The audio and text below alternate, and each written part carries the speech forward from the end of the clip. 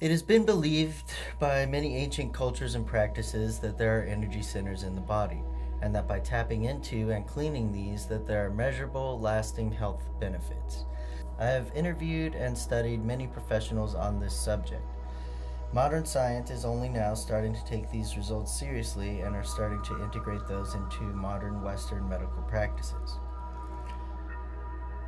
Here's a chart where the dotted line, which is the rise and fall on a daily basis of the number of people who are meditating as a group in Jerusalem, all on a volunteer basis.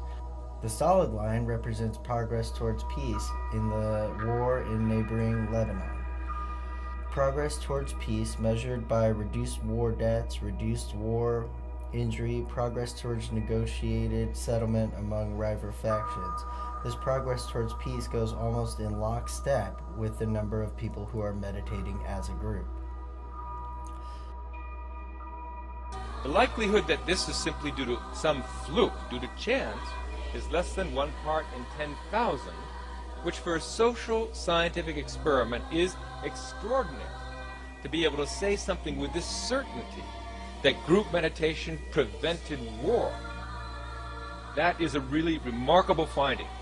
The likelihood that this reduction of war was again simply due to chance and not due to the meditating groups was less than 1 part in 10 million. There is far more evidence that group meditation can turn off war like a light switch than there is evidence that aspirin reduces headache. Here are 1 million children in Thailand meditating for world peace. Let that sink in. 1 million children. Think about the magnitude of such an act. To get 1 million children to do anything almost seems impossible. Even networks such as CNN are starting to give cadence to the measurable influence of such practices. A question tonight, can you actually measure the emotional outpouring in a worldwide crisis? Sometimes scientists think that they have done just that. Their machines and computers found a bizarre pattern right after several global disasters. CBS News' Brendan Keefe explains this phenomenon. September 11th deeply affected people far beyond New York and Washington. The attack sent shockwaves around the world, a global reaction that triggered a spike in a network of scientific instruments, just like a seismograph during an earthquake.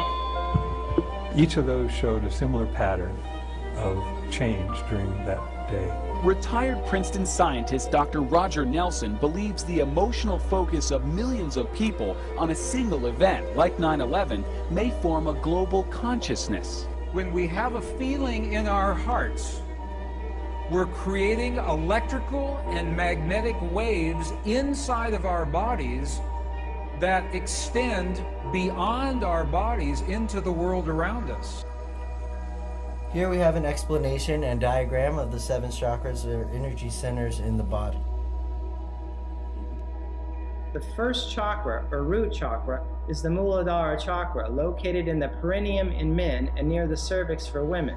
Your second chakra is called the Svadhisthana. The third chakra is called Manipura. Your fourth chakra is called Anahata. Your fifth chakra is called the Vishuddha. Your sixth chakra is called Ajna, or your third eye. Your seventh chakra is called the Sahasrara. And so by doing, for instance, Tai Chi or Qigong, you move the energy throughout your body. All that's the goal of moving to the extremities, and that is trying to open up the channels. That is the healing process. But then I know that we have one question, somewhat like, where do we store the energy? Most of us, we focus on, this is the belly button, right? 3 inches below the finger width, and then put it so it's a field of energy. So we store it here. And then so when we move, so when we finish practicing, we always do motion like this, and that is to bring the energy back, because when we move energy, we move throughout to our extremities, to our whole body. And then when we finish, we bring it back as collecting back the energy, especially for me. Do you think that that's connected somehow to like the spinal cord? Yeah. So there are different ways of moving the energy, and so Some people just practice that, and so they will, because there's a channel in the center, and then it ends right underneath the lips, inside the lips and behind, and then it go around underneath, go down and then make a circle going up the spine and then come back down, and so there's a little bit open space. And so these two channels, in order to connect them, when we practice Tai Chi or Qigong, we always put our tongue behind our teeth, and that is trying to connect with the Fuso. So when we practice, some people just focusing on circulation of that, the energy flow within the center channel, front and back, and keep that moving that way. Yeah, it's like a circuit. Yes, like a circuit. And then from then, it's almost like that's the river, and then all the other channel is the stream. There are three main parts to yoga: the asanas, or physical postures, pranayama, or breathing exercises, and meditation. The main purpose of the asanas is to open up your chakras.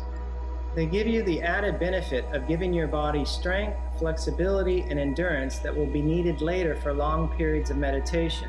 The purpose of pranayama is to balance out your nadis, or the electrical system of your body, and turn on your kundalini.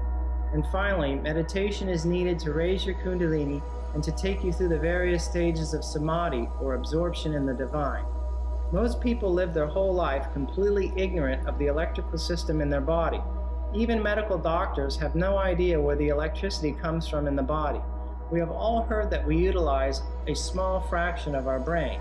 This concept is misunderstood by many people. You do use 100% of your brain. It's just that the mind only has the capacity or capability to use a small portion of it at one time. Whereas when you can transcend the mind, you can then utilize 100% of your brain at the same time. This has been demonstrated by scientific experiments monitoring yogis in deep meditation called samadhi. When you take into consideration that every one of our 100 billion neurons may be connected to 10,000 other neurons, sending information through synaptic connections, it doesn't take much literacy in mathematics to understand that the capability of utilizing 100% of the brain is not a tenfold increase in comprehension over utilizing 10% of the brain, but an exponential one. This sounds all great and everything, but what exactly does transcending the mind mean? You must shut down everything that is powering it up. This includes all sensory perception, your breathing apparatus, circulatory system, and digestive system. In this TED Talks, professional engineer, leadership expert, and consultant Shelley Rowe speaks on the sympathetic nervous system and parasympathetic nervous system and the use of meditation. There are some techniques that you can develop, that you can become skilled at to activate that parasympathetic nervous system. We're going to do them right now. First of all, we don't realize how much tension we hold in our face. So just right now, where you're sitting, just think about relaxing the area around your eyes. Many of us clench that space around our eyes. Just relax that. Relax that jaw. You can do this in the middle of a meeting. No one's going to really know. Worst case, they'll think you got something in your eye. Breathe deeply. You feel those somatic markers starting. Take deep breaths.